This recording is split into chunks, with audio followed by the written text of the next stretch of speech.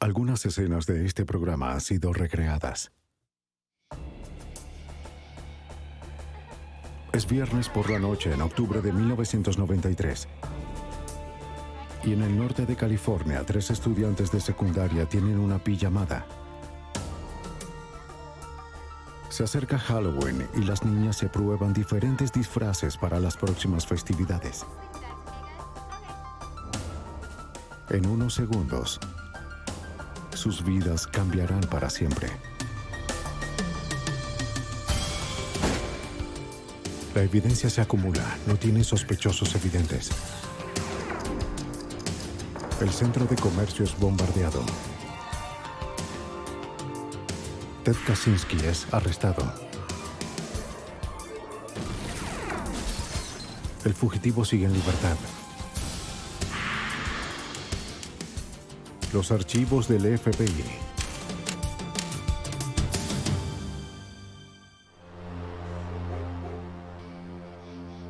Polly Klaas, secuestrada. 1 de octubre. Polly Klaas y Gillian Pelham esperaban a otra amiga fuera de la casa de Polly en Petaluma, California. Hola. Hola, Kate. Sí. Eran alrededor de las 8:30 cuando Kate McLean y su madre llegaron. Las 3 niñas estaban listas para divertirse. Era viernes. Había helado en el refrigerador y se quedarían despiertas toda la noche. Esta iba a ser una fiesta. Vamos a hacer la fiesta. Tengo algo especial. Sí, vamos a divertirnos. Nadie sabía del peligro que acechaba tan cerca.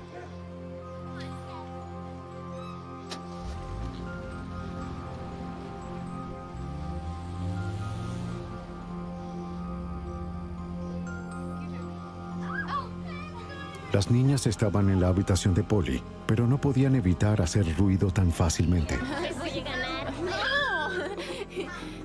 ¡No! Alrededor de las 9:45, la madre de Polly, Eve Nicole, fue a ver a las niñas y les pidió que bajaran la voz. Estaba sufriendo de migraña y quería acostarse temprano.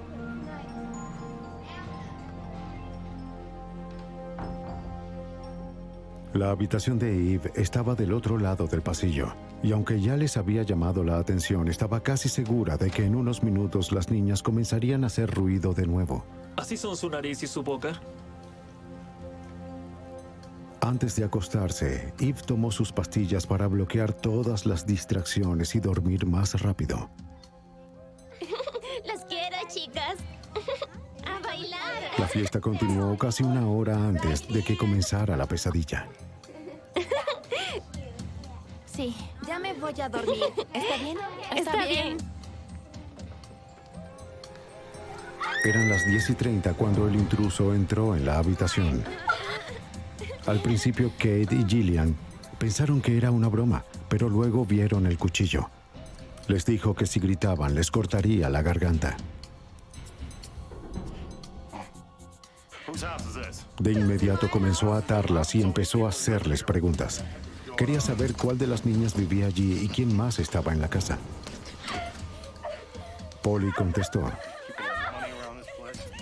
Las niñas estaban aterradas y lloraban, pero les aseguró que no lastimaría a nadie y que estaba ahí solo por dinero. Pero cuando Polly le dijo dónde había algo de efectivo escondido en un joyero, él no intentó buscarlo. Amordazó a las niñas y tomó algunas fundas de almohada para usarlas como capuchas.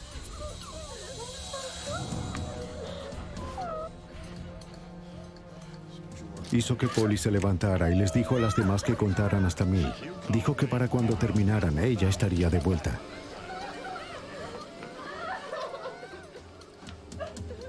Luego tomó a Polly Klaas y desapareció en la oscuridad.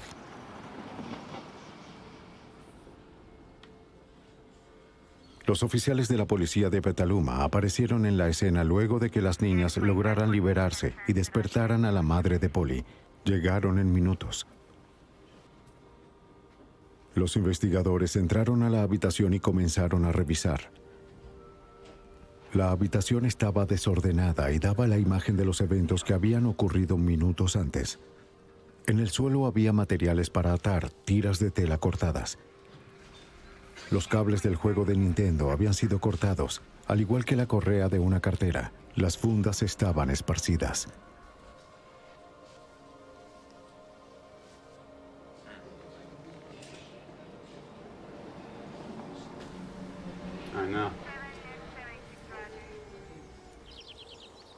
Lo que vio el detective de la policía de Petaluma, Mike Mies, no fue alentador. Recuerdo que estaba en la entrada de la habitación de Polly, viendo las pocas bolsas de evidencia que habíamos podido recolectar y pensaba que eso era una cantidad muy pequeña. Y le dije a mi compañero Larry Pelham, tomemos la alfombra. Respondió, ¿por qué? Y le dije, no sé por qué, pero tomemos la alfombra, no tenemos suficiente evidencia. Hola. La policía necesitaba ayuda urgente. Por fortuna ya venía en camino. Luego de haber sido contactados por la familia Class, el FBI ofreció sus conocimientos. ¿Qué tal si ya hablaron con la madre? Sí. Poco después de la medianoche, el FBI llegó a la casa de Polly Class. Por lo general, el buró se encarga de secuestros y con 800 casos por año cuentan con mucha experiencia. Debido a que era cercano a la comunidad y experto en casos de secuestro, el agente especial Ed Fryer se convirtió en el investigador principal, pero él sabía que algo en este caso era diferente. Tenía todas las características de un caso de secuestro por extraños, porque las declaraciones de las niñas eran consistentes. Los casos de secuestro por extraños son los más difíciles de resolver, según mi experiencia, porque no hay relación entre el perpetrador del crimen y la víctima, o la familia de la víctima, o alguien que puede estar asociado a ella. Es decir, normalmente es un acto al azar. Sorpresivamente, la gran mayoría de los secuestros involucran a miembros disgustados de la familia. Y aunque los padres de Polly estaban separados, su padre, Mark Class, de inmediato fue dejado libre de cualquier responsabilidad. Estaba llorando. Los secuestros que involucran a completos extraños son extremadamente raros y les deja poco a los investigadores para avanzar. En este caso, sin embargo, había testigos. Un dibujante del Departamento de Policía de San Rafael fue contactado. Durante 2 horas, Gillian y Kate intentaron describir la cara del hombre que irrumpió en la habitación.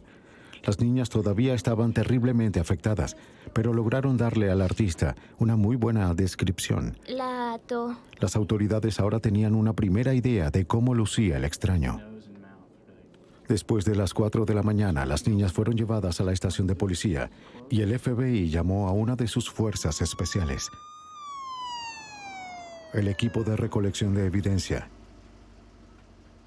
Tony Maxwell es quien dirige el grupo. Al revisar los casos a lo largo de los Estados Unidos, hemos descubierto que cuando alguien es secuestrado, especialmente un niño pequeño, por lo general va a ser lastimado dentro de las primeras 24 horas y es muy probable que en los primeros días pueda ser asesinado. Así que el tiempo es oro. En este tipo de trabajo, el investigador tiene que avanzar muy rápido. El equipo de recolección de evidencia es el encargado de proveer análisis forenses en una escena del crimen. Su única responsabilidad es recolectar evidencia. Y utilizan el equipo de recolección más sofisticado que tienen para hacerlo. Una aspiradora electrostática recoge pequeños cabellos y fibras del suelo cuando se hace pasar una carga positiva sobre una lámina de polietileno. Cualquier residuo suelto se adhiere al polietileno y este es enviado al laboratorio para una inspección detallada.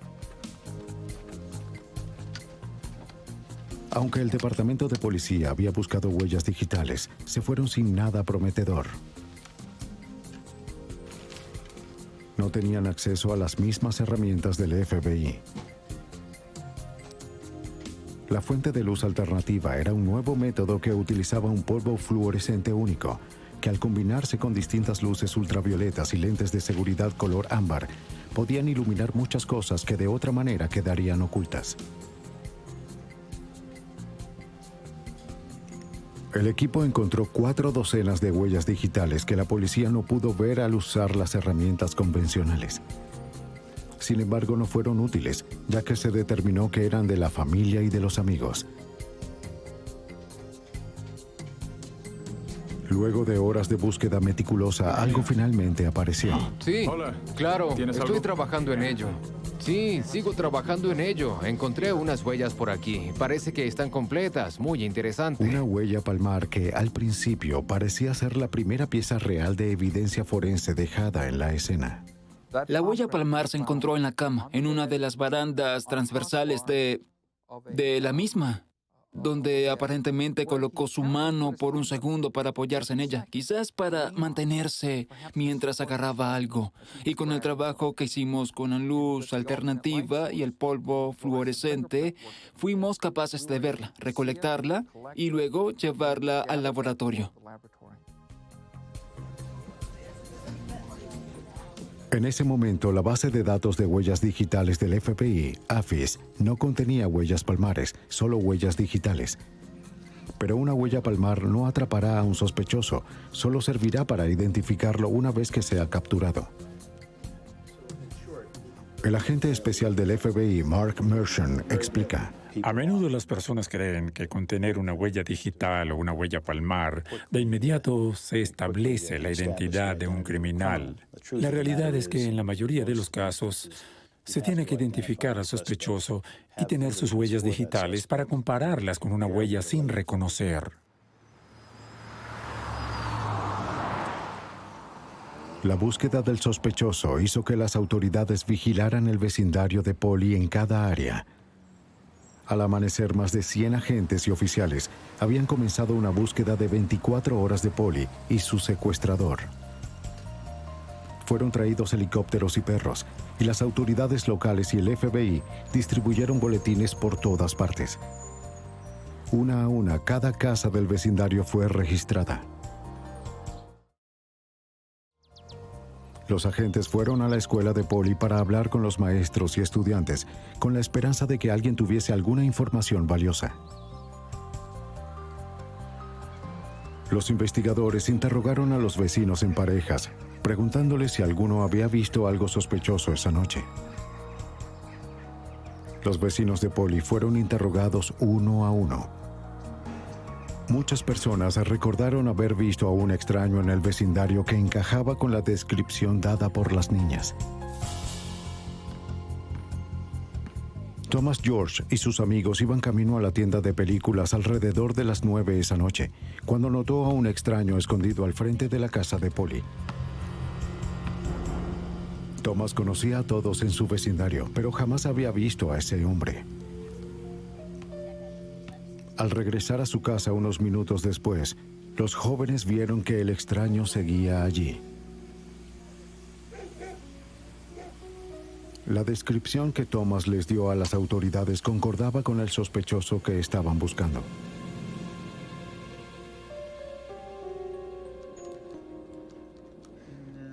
Sean Bush estaba jugando videojuegos con algunos amigos que vivían en una pequeña casa alquilada justo detrás de la casa de Polly. Eran alrededor de las 10:30 cuando Sean se asomó por su ventana.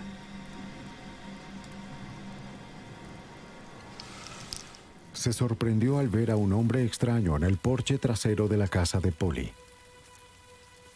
Parecía que iba a entrar por la puerta de atrás. La descripción también coincidió con la del sospechoso. Otras personas vieron al mismo individuo esa noche, pero desafortunadamente ninguno alertó a las autoridades. Como explica el oficial de la policía de Petaluma, Patrick Parks, el tiempo corría en su contra.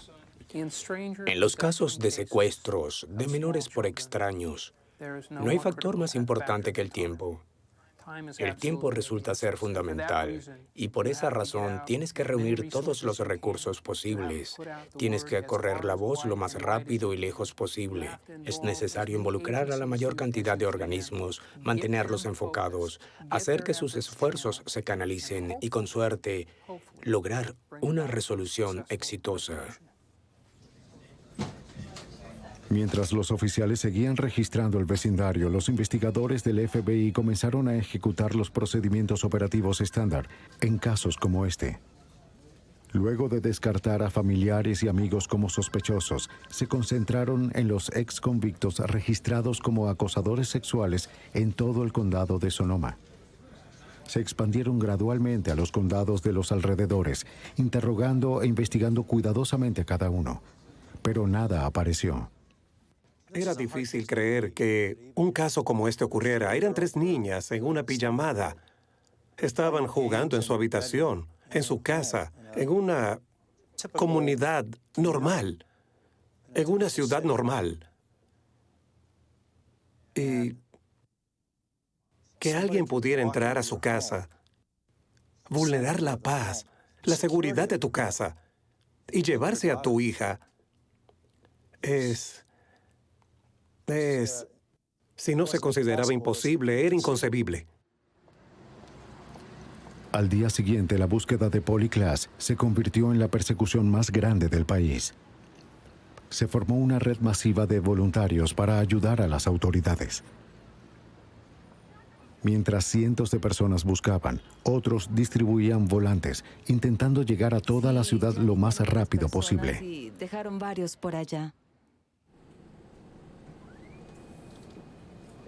De vuelta en el laboratorio de rastros de evidencia del FBI en Washington, D.C., el experto forense Chris Allen inspeccionaba cuidadosamente los objetos recolectados en la casa de Polly. Noté que al desatar cada uno de los pedazos, las finas tiras de nylon que usaron para atar a las amigas de Polly tenían los bordes irregulares. Fui capaz de alinearlos a la perfección y así pude determinar que todas pertenecían a una prenda de vestir. Una similar a la de una bata de mujer o un material que era deslizante. Otras piezas de evidencia encontradas en la habitación de Polly no fueron tan fáciles de clasificar. Las pequeñas fibras recogidas con la aspiradora electrostática resultaron muy difíciles de identificar. Luego de una meticulosa inspección y comparación, Allen concluyó que provenían de la alfombra de un automóvil. Al no ser de los autos que se encontraban en la casa de Polly, Allen sospechó que las fibras debían provenir del auto del secuestrador.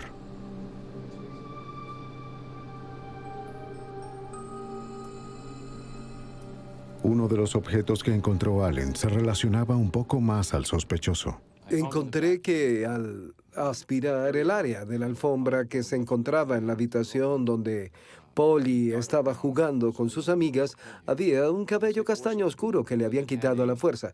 Y digo esto porque había unos 3 o 4 milímetros de raíz en él. Era piel proveniente del cuero cabelludo que obtienes cuando el cabello es alado o arrancado a la fuerza. Si Polly había alado un cabello de la cabeza del sospechoso, era evidente que no se había ido sin forcejear. Pero ni siquiera un cabello con evidencia de ADN podía ayudar a los investigadores a encontrar al sospechoso.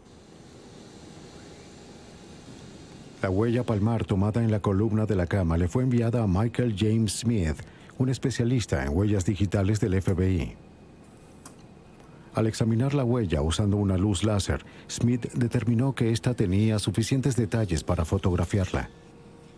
Pero la luz emitida por el láser le daba un color naranja y Smith necesitaba capturar una huella negra sobre un fondo blanco. Le indicó al fotógrafo cómo revertir el color para que la huella final se viera de la misma forma que lo haría en un formulario de antecedentes. Ahora era imborrable y podía ser archivada hasta que se capturara al sospechoso. Los investigadores habían encontrado evidencia sólida, pero no era suficiente. Se acababa el tiempo y Polly Klaas todavía seguía afuera en algún lado.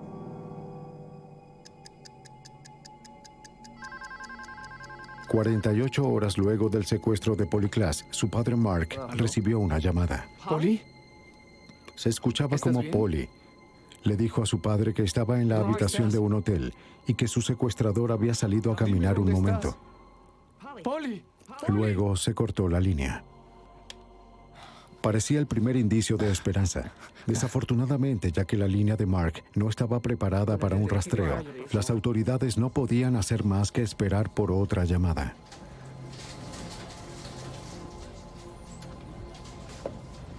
Se corrió la voz del secuestro rápidamente. En 2 días, 50,000 volantes se habían distribuido. Una comunidad de voluntarios organizaron de inmediato un centro de comando de búsqueda para trabajar junto con la policía y el FBI. Fue un esfuerzo jamás visto en una organización. Una red de teléfonos atendía las 24 horas del día para recibir llamadas e información. La primera vez que sí lo vio. Una copia de cada pista que dieron se compartió con el FBI y la policía de Petaluma. Poco después, el centro de búsqueda había filtrado 60,000 llamadas. De esas llamadas, las autoridades se vieron obligadas a investigar más de 12,000 pistas. Procesar esa cantidad de información habría sido prácticamente imposible sin la ayuda de un procesador de computadora del FBI. Entonces, el FBI acababa de recibir el equipo Rapid Start. Era un concepto relativamente nuevo en el buró, donde en una investigación con tanta información podríamos digitalizarla. En esencia, clasificar el valor de las pistas para investigar, hacer el trabajo y monitorear el progreso. Incluso con tantas pistas, había una en particular que los investigadores estaban ansiosos por examinar. Cuando Mark Klass recibió la primera llamada, el FBI no pudo hacer nada al respecto.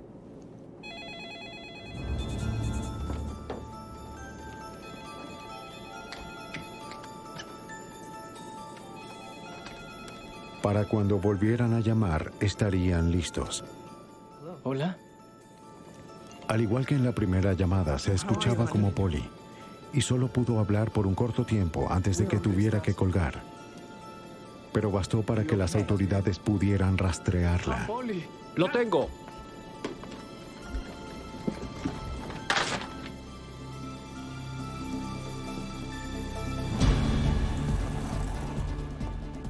El FBI rastreó la llamada a una casa a 48 kilómetros de distancia. No hubo suficiente tiempo para reunir un gran grupo de agentes. El trabajo tendría que ser manejado por unos pocos.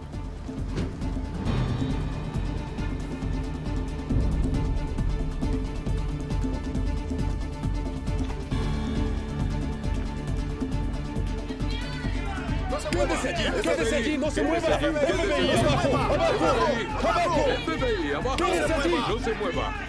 FBI. Pero algo no estaba bien. Se trataba de una familia normal. ¡No se muevan! No había rastros de Polly o su secuestrador. ¡No se muevan! Los agentes se percataron de algo terrible. Cuando se sentaron con una de las jóvenes de la casa, ella confesó haber hecho la llamada. Admitió que sus amigos de la escuela la habían retado a hacer la llamada e imitar a Polly. Esto es muy serio, ¿entiendes? No quería. Todo el incidente había sido una broma cruel. Este era el único indicio que teníamos después de una semana de que Polly aún podía estar viva y estábamos seguros y confiábamos en que todo esto nos daría la solución para rescatarla, pero por supuesto no fue así. A mediados de octubre, Kate y Gillian fueron llamadas para dar otra descripción del hombre que las había atado. Una muy aclamada artista forense fue traída para dibujar un segundo boceto. ¿Hay algo que me puedan decir sobre el hombre al que habían visto antes? Tenía un raro corte de cabello. La artista era conocida por tranquilizar a los testigos lo suficiente como para obtener una descripción precisa. Las niñas estaban menos tensas que aquella noche y fueron capaces de dar más datos con que trabajar. El segundo boceto fue mucho más preciso. Este lucía como una persona. Con esta descripción de su peinado, de verdad podemos decir... Volantes nuevos se repartieron de inmediato. No había tiempo que perder. Si nos fijamos en algunos secuestros por extraños, encontramos normalmente la regla de los tercios.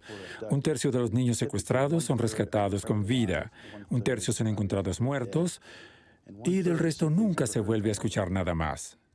A eso es a lo que nos enfrentábamos en esta investigación en particular, y creo que esa fue una de nuestras motivaciones para mantener un esfuerzo continuo. Luego de haber ofrecido una recompensa por el regreso de Polly, las autoridades recibieron una llamada exigiendo un rescate de $10,000. Señora, baje del auto. Rastrearon la llamada a un edificio en Petaluma. Esta vez un equipo SWAT llegó en un gran número. No iban a correr ningún riesgo. ¿A dónde va? ¡Espere!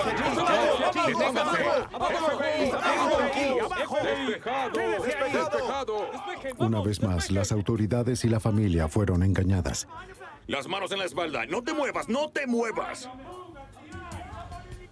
James Hurt, de 20 años, fue arrestado por intento de extorsión y hacerse pasar por un secuestrador. Fue un golpe duro para todos. Se volvió muy frustrante. Desde luego desviaba la investigación de su objetivo principal, pero debíamos lidiar con eso. No había otra manera. No podíamos ignorar esas cosas.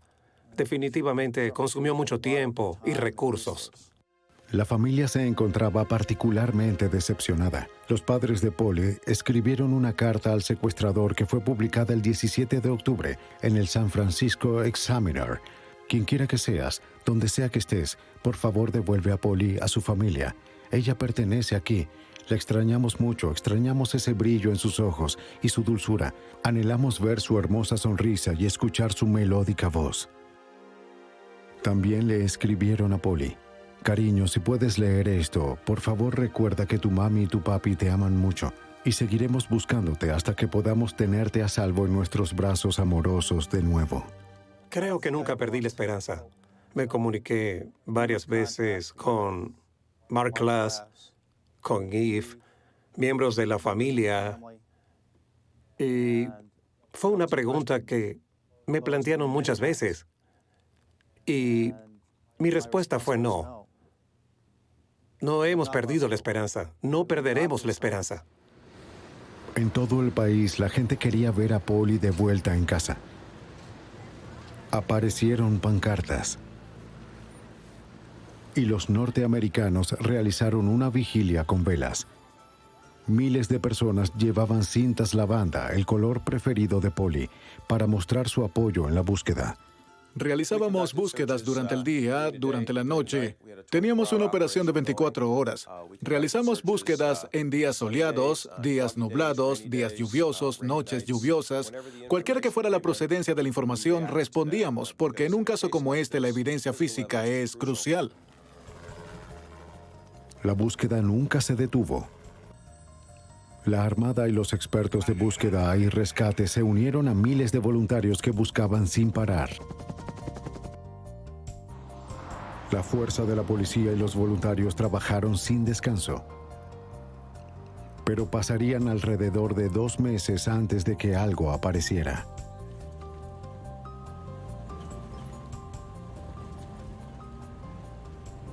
El 28 de noviembre de 1993. Fue 2 meses después de que Polly Klass fuera secuestrada que las autoridades consiguieron la primera pista real. En el condado de Sonoma, un oficial fue llamado a la casa de Dana Jaffe. Se encontraba al final de un camino largo y sinuoso en la carretera de Pitian.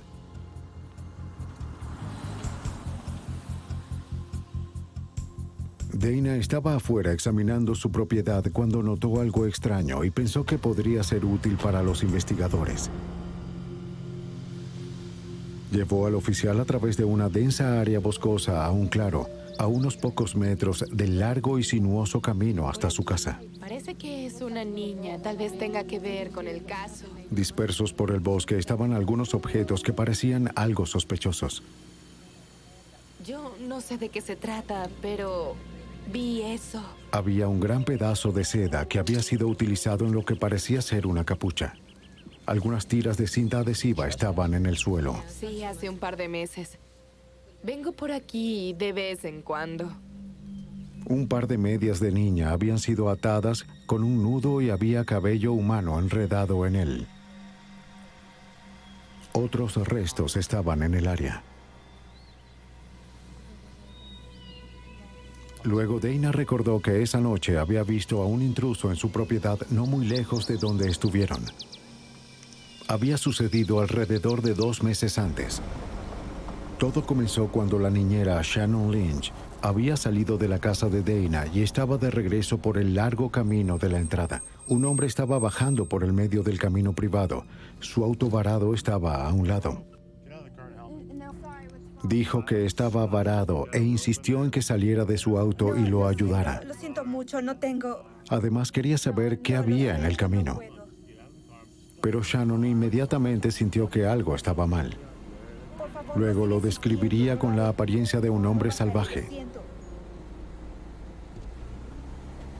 Siguió conduciendo, dejándolo allí, decidida a conseguir un teléfono. Shannon encontró un teléfono público a unos 3 kilómetros del camino y se apresuró a llamar a su amiga. Estaba ansiosa por contactar a Dana y advertirle sobre el temible hombre que entró en su propiedad. Dana no perdió tiempo. Tomó a su hija y un bate de béisbol y bajó por la colina. Vio el auto como Shannon había dicho, pero el hombre extraño no se veía por ninguna parte. Continuó conduciendo hasta el pueblo y llamó a la policía.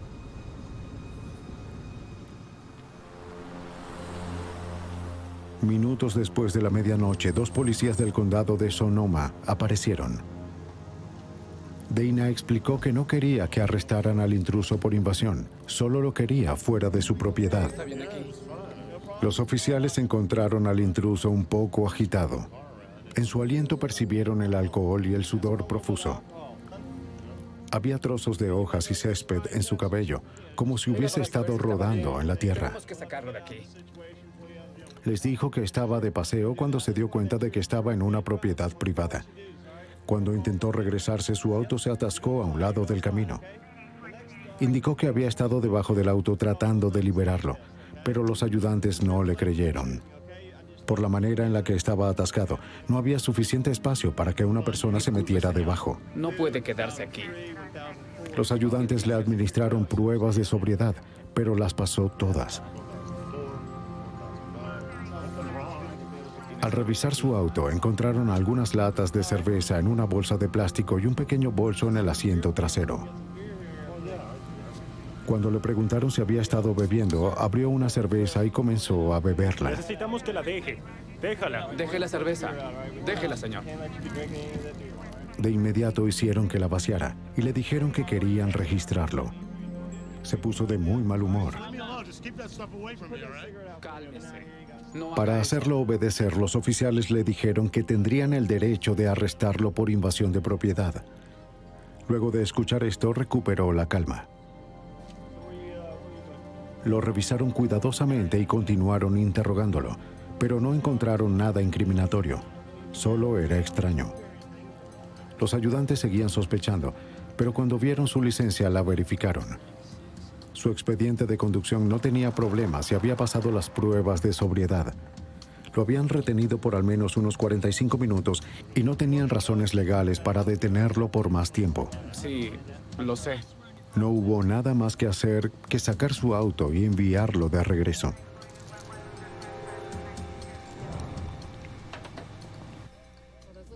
Había ocurrido hacía 2 meses, la misma noche que Polly Klaas había sido secuestrada. Una capucha, cintas, un par de medias de niña, era mucho más que una coincidencia. Al colocar todo junto, el ayudante llamó rápidamente al departamento de policía de Petaluma. En 1 hora, el detective Mike Meese y el agente Ed Fryer llegaron para examinarlo.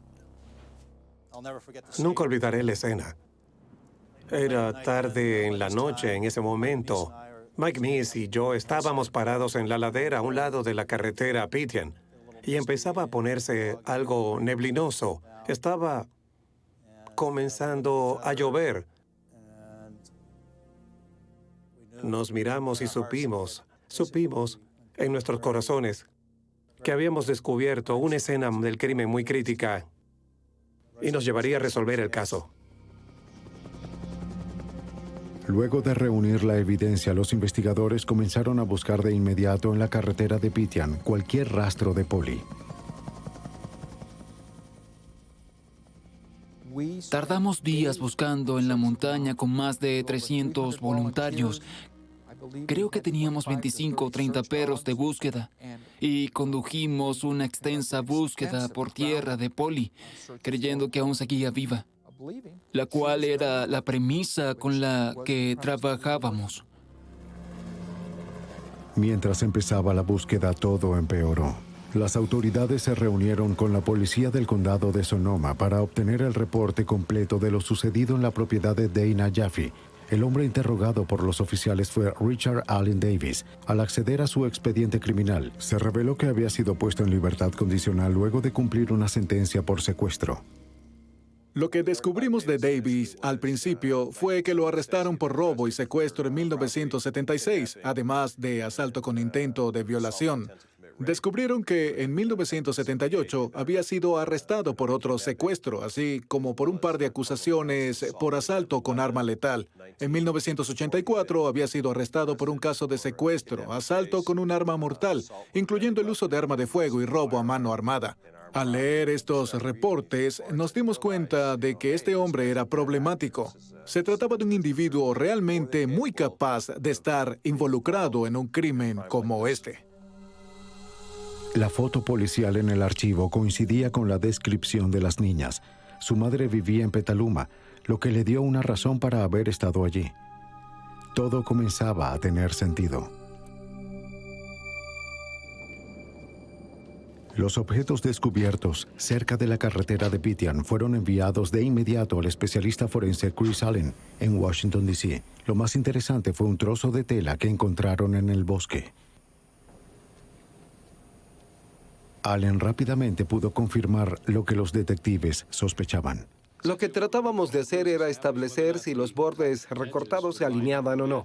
Las tiras del medio representaban el material que fue encontrado en la habitación de Polly, las cuales fueron usadas para atar a sus amigas. Posteriormente, en el segundo envío, recibimos la prenda que fue encontrada en el lugar de la carretera Pitian. Todas encajaban bien como un rompecabezas, con los bordes y las piezas de tela que coincidían de punta a punta.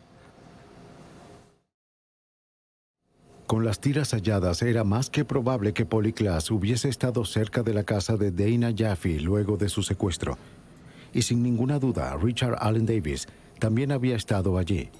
Aunque no era lo suficiente para arrestar a Davis por secuestro, los detectives percibieron que si podían ponerlo bajo custodia, podrían reunir en poco tiempo la evidencia necesaria para relacionarlo con la desaparición de Polly. Lo demás ya no tenía sentido.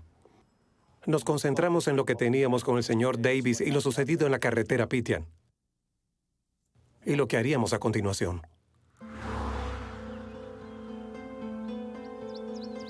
Cuando los investigadores descubrieron que Davis tenía una orden judicial por violar su libertad condicional y conducir ebrio, decidieron buscarlo.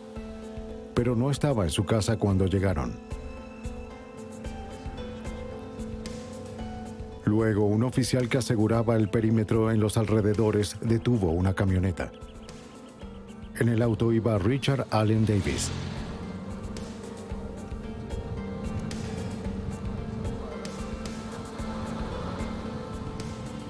Cuando el oficial se percató de quién era, llamó a los investigadores que estaban en la casa. ¿Hay algún problema? No, señor. Espere aquí.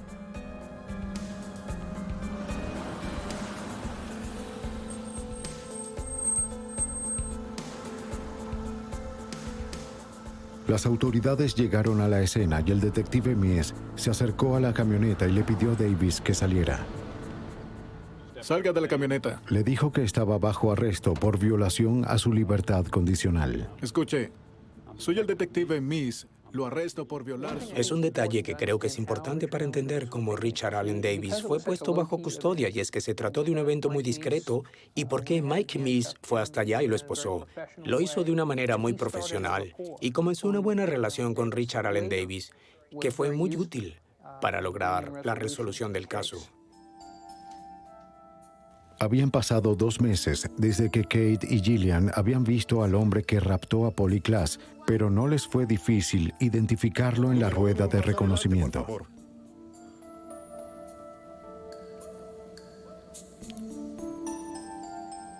Incluso sin la barba, era un rostro que no podrían olvidar jamás. Uno vuelva, por favor.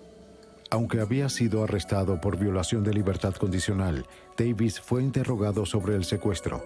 Negó con vehemencia estar involucrado, pero las autoridades le hicieron saber que si quería hablar, la puerta estaría abierta. Llevé a Davis a la sala y le dije, escucha, lo que debes saber es que tenemos toda la evidencia física necesaria para el caso y solo te ves como un secuestrador justo ahora. Así que si quieres hablar al respecto, debes decírmelo. No dio una respuesta evidente, no quería hablar. Y recuerdo haber tocado mis bolsillos para buscar una tarjeta de presentación. No la tenía conmigo. Luego le dije, oye, dejaré mi nombre y mi número con aquellos hombres, es decir, los oficiales correccionales, y si alguna vez quieres decir algo, llámame. En el laboratorio de evidencias del FBI, Mike Smith comparaba la huella palmar encontrada en la habitación de Polly con otra que le tomaron a Davis desde su arresto. Esta era una evidencia crucial. Si las 2 huellas coincidían, Davis quedaría relacionado con el secuestro. Después de un análisis cuidadoso, los resultados le fueron comunicados al agente Fryer. Recibí una llamada del laboratorio del FBI. Las huellas de Davis coincidieron con la huella palmar tomada de la habitación de Polly, de la columna de la cama. De nuevo fue uno de esos momentos donde tenía mariposas en mi estómago. Una vez más supe que era una evidencia muy poderosa. Así que colgué el teléfono, había mucho ruido y conmoción en el puesto de comando. Me levanté y les pedí a todos que hicieran silencio y que aguardaran un momento. Les dije, nuestro laboratorio acaba de confirmar que la huella palmar tomada de la cama coincide con Davis. Podemos ubicarlo en la habitación. Y hubo una gran celebración de parte de todos. Las hojas volaban. Fueron excelentes noticias para todos. Lo tenemos, es concreto. Él estaba en la habitación, podemos probarlo. Lo teníamos identificado.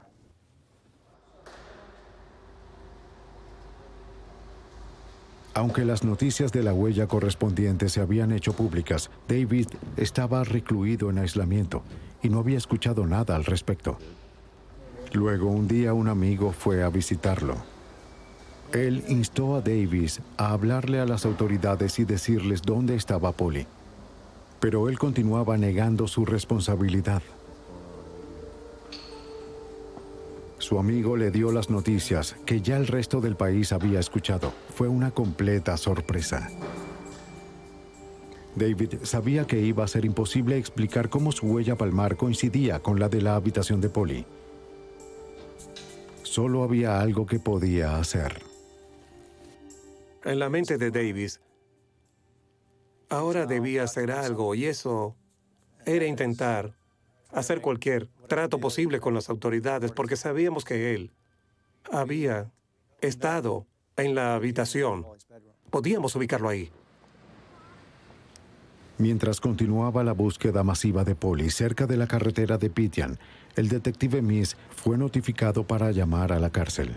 Este era el momento que todos esperaban, y Miss estaba ansioso por lo que podría descubrir.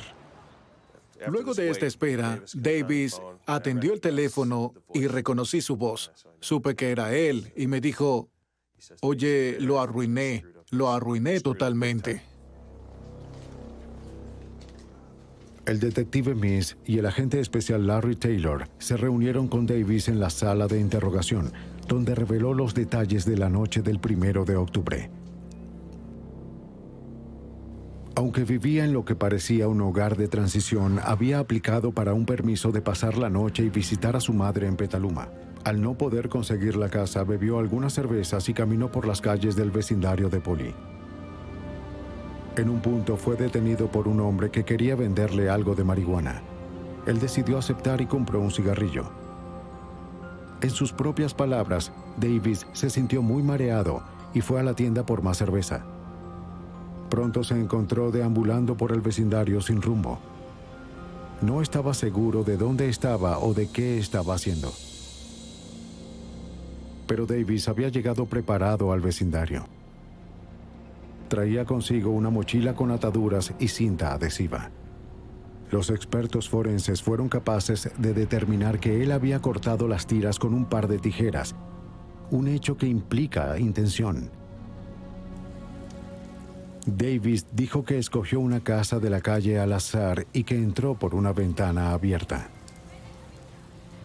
Recordó haber oído voces en la televisión y dijo que agarró un cuchillo de la cocina. Mencionó que no recordaba nada después de eso. Afirmó que lo siguiente que supo era que estaba conduciendo su auto y que se sorprendió de encontrar a una niña sentada a su lado. Ella se quejaba de que sus manos ardían. De acuerdo a Davis, él ajustó las tiras y condujo preguntándose qué había hecho y qué debía hacer después. Luego condujo fuera del camino y su auto se atascó.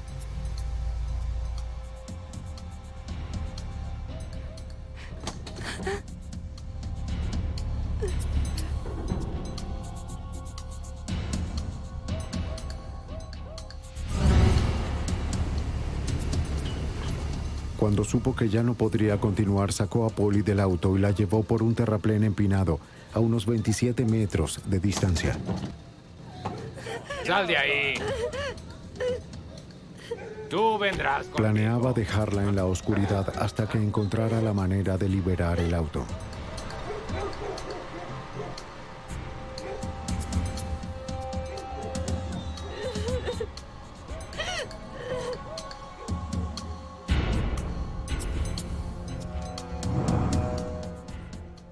El resto de la historia de Davis sobre lo que ocurrió en la carretera de Pityan coincide con los relatos de la testigo. Al momento del incidente, el reporte sobre el secuestro de Polly sonaba en las radios de la policía. Pero los oficiales los tenían en otra frecuencia y no los habrían escuchado aunque hubiesen estado en sus autos. Aunque revisaron su licencia, el equipo que tenían en ese momento solo podía recibir una rápida impresión de su expediente de conducción, mas no el expediente criminal. No encontraron nada para poder detenerlo. Es que se fija en mis dedos. Davis recordó cómo los oficiales sacaron su auto y lo escoltaron hasta la carretera. Pero indicó que esperó entre 15 y 30 minutos y volvió al sitio para encontrar a Polly. Luego empezó a conducir. En un punto se dio cuenta de que debía deshacerse de ella. Al fin, las autoridades habían descubierto lo que ansiaban saber. Polly Klaas estaba muerta. Y Richard Allen Davis era el responsable.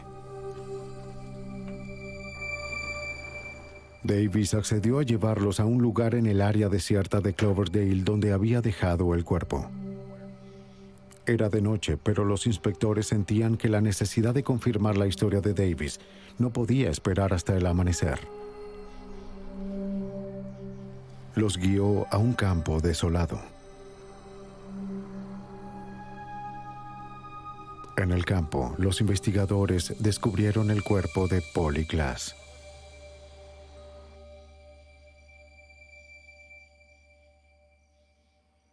Fue una sensación extraña estar cerca de alguien como Davis y que a pocos metros estaban los restos de una niña inocente de 12 años. El caso de Polly Klaas fue especial porque a la gente le importó, porque la comunidad entera dio un paso al frente y dijo, este es el último niño que te llevarás, esta es nuestra niña. Saldrás afuera y la buscarás hasta que la encuentres. El caso no llegaría a la corte sino hasta 1996. Pero luego de 10 semanas en la sala, un juez encontró a Davis culpable por 10 cargos, incluyendo secuestro, robo, asalto, asesinato e intento de cometer un acto lascivo con un niño. Davis continuó negando el último cargo durante todo el juicio. Los investigadores creían firmemente que a pesar de su testimonio, Polly ya había muerto al momento en que los oficiales lo ayudaron con su auto. Fue sentenciado a muerte y aún se encuentra en el corredor de la muerte en la prisión de San Quintín. Polly Klaas dejó atrás un legado para salvar otras vidas. La manera en que los casos de personas extraviadas son manejados cambió por siempre desde la investigación. Las bases de datos policiales ahora están conectadas a diferentes agencias para proveer información vital a múltiples jurisdicciones. Los boletines de personas desaparecidas ahora son enviados a todos los canales de la policía y durante paradas de tránsito rutinarias, los oficiales pueden acceder no solo a los expedientes de conducción, sino también a los antecedentes criminales. La implementación de la ley 3 strikes y estás fuera fue un resultado directo del caso, así como la presión de acelerar los procesos en casos de asesinato. Y una fundación establecida en el nombre de Polly ayuda a la búsqueda de niños desaparecidos.